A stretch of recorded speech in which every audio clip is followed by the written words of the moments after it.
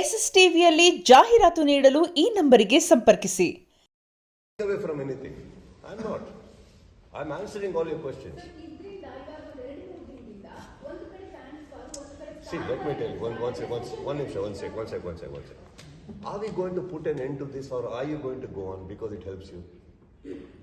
ನಾನೀಗ ಸೇರಿರೋದು ಏನೋ ಹೇಳೋಕ್ಕೆ ನಿಮ್ಗೆಲ್ಲ ಪ್ರಶ್ನೆಗೆ ಉತ್ತರ ಕೊಟ್ಟಾದ್ಮೇಲೂ if you are oscillating around that there is nothing new ನನ್ನಿಂದ ಹೊರಗೆ ಬರೋಲ್ಲ.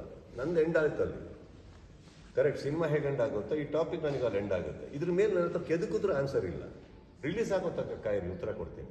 ಸರ್, ಈಗ ತುಂಬಾ ಕೆಟ್ಟ ಕಮೆಂಟ್ ಮಾಡ್ತಾರೆ. ನೀವು ನಮ್ಮ ಭಾಗದ ನಾಯಕ ಅನ್ನೋದಕ್ಕೆ ನಮ್ಮ ಇಡೀ ಚಿತ್ರದುರ್ಗ ಹೆಮ್ಮೆ ಪಡುತ್ತೆ. ಸೊ ಈ ತರ ಕೆಟ್ಟ ಕಮೆಂಟ್ಗಳನ್ನ ಆಸ್ ಅ ಅಭಿಮಾನಿಯಾಗಿ ಅಥವಾ ನಮ್ಮ ಭಾಗದ ನಾಯಕ ಅನ್ನೋದನ್ನ ನೋಡಿದಾಗ ನಮ್ಗೆ ಪರ್ಸನಲಿ ಹರ್ಟ್ ಆಗುತ್ತೆ.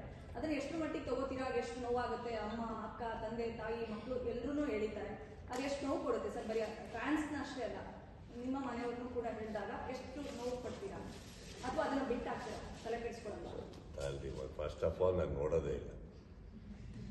ನಾನು ಕುತ್ಕೊಂಡು ಸತ್ಯ ಮಾತಾಡ್ತಾ ಇದ್ದೀನಿ ಈ ಚೇರ್ ಮೇಲೆ ಕುತ್ಕೊಂಡು. ನೀವೇನು ಹೇಳಿದ್ರು ನನಗೆ ಅದಿಷ್ಟು ಬೆಳಗ್ಗೆ ನ್ಯೂಸಿಗೆ ಒಂದು ಇಂಟರ್ವ್ಯೂ ಕುತ್ಕೊಳ್ಳೋ ತನಕ ಇದು ಯಾವುದು ನಡೆದಿದೆ ಅಂತಾನೆ ದೇವ್ರ ಸತ್ತಾಗಲೂ ಗೊತ್ತಿಲ್ಲ ನನಗೆ. ಯಾಕಂದ್ರೆ ನಾನು ನೋಡೇ ಇಲ್ಲ. ಎಲ್ಲಿದ್ದೆ? ಹುಬ್ಬಳ್ಳಿಯಲ್ಲಿ ಮುಗ್ದಾಗ ಪ್ರೋಗ್ರಾಮ್ ಎಷ್ಟು ಲೇಟ್, ಅದು ಮುಗಿದಾಗ ಎಷ್ಟು ರೂಮಿಗೆ ಹೋಗ್ತೀನಿ. ರೂಮಿಗೆ ಹೋದರೆ ಒಂದು ದೊಡ್ಡದು ನನ್ನೊಂದು ಪಡೆ ಇದೆ ಸರ್,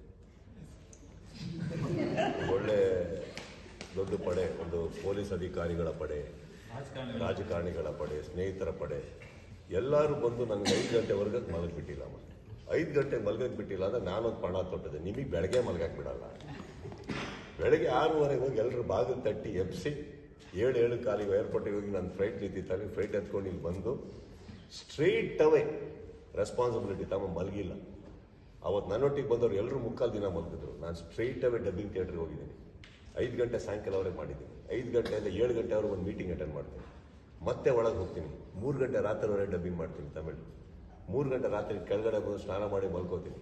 4 ಕಾಲಾಗುತ್ತೆ. 7 ಗಂಟೆಗೆ ಇವತ್ತು ಬೆಳಗ್ಗೆ ಎದ್ದು ಮತ್ತೆ ಡಬ್ಬಿಂಗ್ ಸ್ಟಾರ್ಟ್ ಮಾಡಿ ಮುಗಿಸಿ ಓಡ್ ಬಂದು 4 ಇಂಟರ್ವ್ಯೂ ಮುಗಿಸಿ ಮತ್ತೆ ಬಂದು ಮುಂದೆ ಕೂತಿದ್ದೀನಿ. This is my schedule. ಈ ಮಧ್ಯದಲ್ಲಿ ಬೆಳಗ್ಗೆ ಕೂತಾಗ ನನಗೆ ಒಂದು ಏನೋ ಗೊತ್ತಾಯ್ತು ಕೇಳಿ, ಏನು ನಾನು ವೀಡಿಯೋನು ನೋಡೋಕೆ ಹೋಗಲಿಲ್ಲ, ಹೇಳಿದ್ರು. ಅಲ್ಲಿವರೆಗೂ ನನಗೆ ವಿಚಾರನೇ ಗೊತ್ತಿಲ್ಲ. ಸೆಕೆಂಡ್, ನಿಮಗೆ ಒಂದು ಮಾತು ಹೇಳಿದೆ. ಥಿಯೇಟ್ರಲ್ಲಿ ಕೂತ್ಕೊಂಡಾಗ ಒಂದು 1000 ಟಿಕೆಟ್ ಇದೆ ಅಂತ ಅಂದ್ಕೊಂಡ್ರೆ ಥಿಯೇಟ್ರಲ್ಲಿ 1000 ಜನ ಒಳ್ಳೇದೇ ಹೇಳ್ತಾರ ಸಿನಿಮಾ ಬಗ್ಗೆ? ನನಗೆ ಫೈನಲಿ ರಿಸಲ್ಟ್ ಬೇಕಷ್ಟೇ. ನೀವು ಕಮೆಂಟ್ಸ್ ಹೇಳ್ತೀರಿ, ನಾನು ಟ್ವೀಟ್ ಮಾಡೋಣ, ನಾನು ಕಮೆಂಟ್ಸ್ ಯಾಕೆ ನೋಡೋಣ? ಕಮೆಂಟ್ಸ್ ನೀವು ನೋಡ್ತಾರ, ನಾನು ನೋಡ್ತಾರ. I am not interested.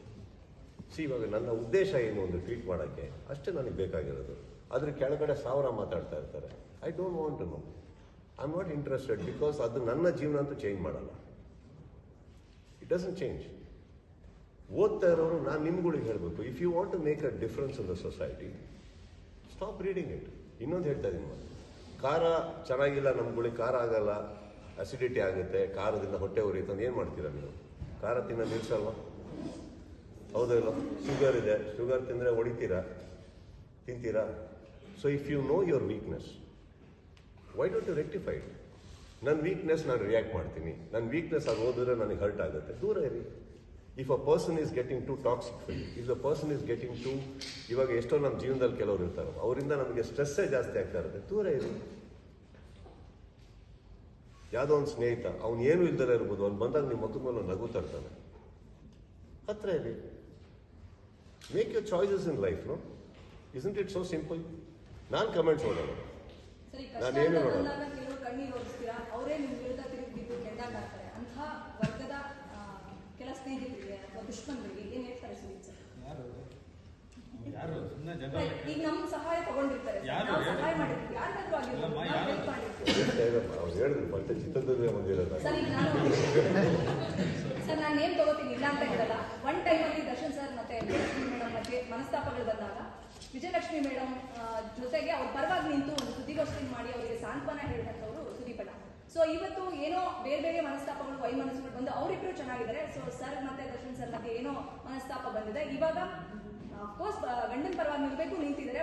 But ಅವತ್ತು ಕಣ್ಣೀರು ಒರ್ಸಕ್ಕೆ ಸುದೀಪ್ ಸರ್ ಬೇಕಾಗಿತ್ತು. ಇವತ್ತು ಅದೇ ಕೆಂಡಕಾರದಕ್ಕೆ ವಿಜಯಲಕ್ಷ್ಮಿ ಅವರು ನಿಂತಿದ್ದಾರೆ ಅಂತ ಅನ್ನೋದು ನನಗೂ ಅನ್ನಿಸ್ತಾ ಇದೆ ಎಲ್ಲ ಒಂದ್ ಕಡೆ. ಸೊ ಇದಕ್ಕೆ ಸುದೀಪ್ ಸರ್ ಏನು ರಿಯಾಕ್ಟ್ ಮಾಡ್ಬೋದು? ನಾವು ಏನೇ ಮಾಡಿರಲಿ ಮಾಡಿದ ಅದ್ರ ಬಗ್ಗೆ ಬೇಡ. ಬಟ್ ಒಂದಂತೂ ಸತ್ಯಮ್ಮ, ಯಾರು ಏನೇ ಇರಲಿ, ತಾವೆಲ್ಲರೂ ನಿಮ್ಮ ಮನೆಯವ್ರ ಪರ ನಿಲ್ಬೇಕಾಗಿರೋದು ನಿಮ್ಮ ಕರ್ತವ್ಯ. ಸತ್ಯ ಸುಳ್ಳು ಸರಿ ಆಮೇಲೆ ನೋಡ್ಕೊಳ್ಳೋಣ. ಅದು ನಿಮ್ಮ ಗಂಡ ಆಗಿರಲಿ, ಹೆಂಡತಿ ಆಗಿರಲಿ, ಮಗು ಆಗಿರಲಿ, ತಂದೆ ಆಗಿರಲಿ, ತಾಯಿ ಆಗಿರಲಿ, ದಯವಿಟ್ಟು ಫಸ್ಟು ಫ್ಯಾಮಿಲಿ ಪರ ನಿಂತ್ಕೊಳ್ಳಿ, ಆಮೇಲೆ ಮಿಕ್ಕಿದವ್ರಪ್ಪ ಒಳ್ಳೇದೋ ಕೆಟ್ಟದೋ ಆಮೇಲೆ ನೋಡೋಣ. ಅದರಲ್ಲಿ ನನಗೇನು ಪ್ರಾಬ್ಲಮ್ ಇಲ್ಲ. ಆ್ಯಂಡ್ ಸೆಕೆಂಡ್ಲಿ ಅದು ಮುಗಿದು ಯಾವುದೋ ಕಾಲ ಆಗೋಯ್ತು, ನೀವು ಇನ್ನೂ ಅಲ್ಲೇ ಇದ್ದೀರಾ. ಹಾಂ, ನೀವು ಡಿಸೈಡ್